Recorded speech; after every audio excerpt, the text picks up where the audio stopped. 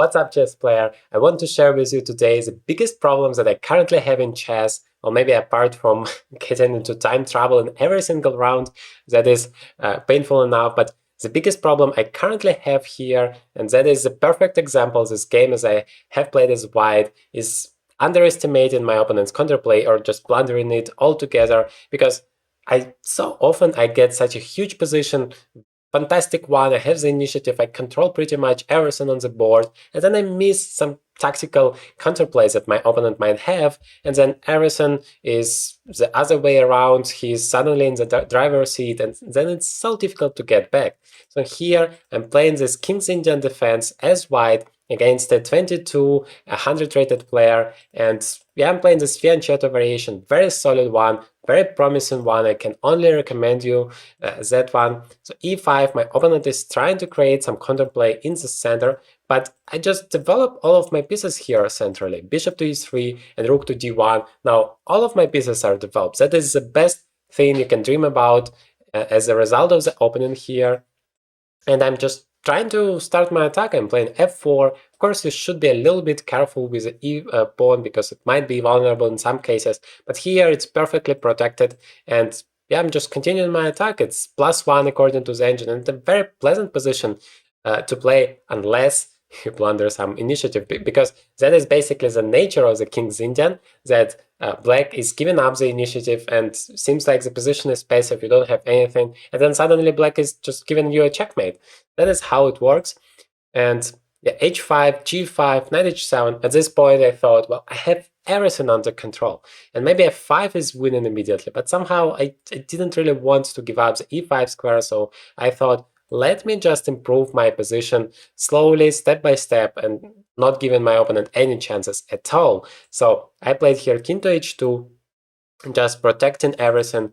Bishop to g3 was this mistake that I regret so much. So I was deciding here what to do. I thought that I have to play bishop g3, knight f3, and play f5. So everything is protected, so my bishop is beautiful against this bishop along this diagonal. Everything is just great. But I just didn't want to start with the move knight to f3 because I thought, well, maybe bishop takes c3 is possible, or I don't know, maybe f4 is vulnerable. So let me start with the bishop to g3, h4, I don't care, I just take it and go back. And then I missed this source of counterplay, because after bishop g3 there is a move d5 that destroys all of my plans altogether. So if I have chosen the second opportunity, knight to f3, there is no problem. I mean, there is bishop takes c3, but still I have a pair of bishops, I have those central rooks, that shouldn't be such a problem. And I just wanted to eliminate, because I remember I have this problem with my opponent's counterplay, so I wanted to eliminate that source of counterplay, meaning bishop takes c3. That is why I started with the move bishop to g3. But then d5, I mean, that move is incredibly counterintuitive, because first of all, you don't have enough attackers, I mean, enough defenders as black. You have just one defender against 1, 2, 3, 4 attackers. That's so incredible. And secondly, you're opening up the diagonal, it's very diagonal, where your queen stands against your opponent's bishop. And that is why I missed it. I mean, it's so difficult to imagine your opponent is making a move like that. But the problem is, if I ever take this pawn with the pawn, this one or this one, doesn't matter. Yeah, maybe with the c1 is a little bit better. There is a move h4. And then my bishop is hanging, and if I take it, then the f4 pawn is hanging with a check. I have to go back, and I was trying to calculate all of those consequences. It was clear for me that I'm blundering a huge deal of the advantage, but probably white is still a little bit better here, at least according to the engine. I didn't want to allow all of that happening, all of that activity for my opponent.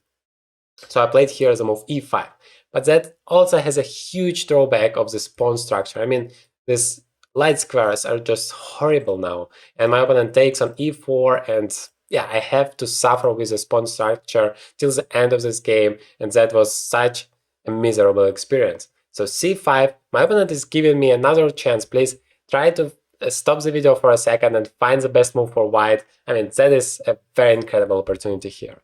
Okay, I hope you have found it, because I didn't. The move is here e6. Just sacrificing everything. If you take the knight here, which seems pretty logical. You're not taking the bishop here. That would be a mistake. Just rook takes back and black has a huge initiative. Instead, you're taking here the pawn on f7. If the king goes away, you just take the rook.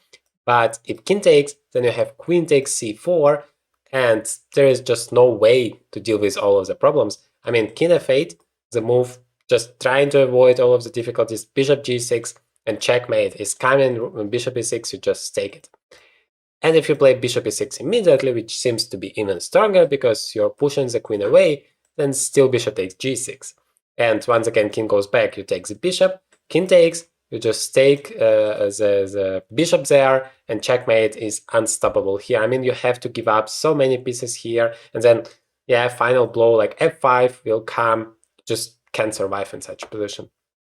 Also, your queen is hanging, I mean, everything is busted here. So e6 was such a huge move here. If you take it instead on e6, then just knight takes, and there is always this f5 annoying, incredibly annoying move in the end of the day. The first line is to take on d1, then, yeah, somehow try some tricks like h4, because if you take here, then there is very annoying f5, and white is winning here. So that was a very good chance for me. I mean, not winning immediately, but quite a big advantage. And instead I played the move knight f3 back, and of course I lost all of the advantage immediately. Queen to c8, I'm taking the pawn back, but look at this pawn structure, very, very unfortunate one.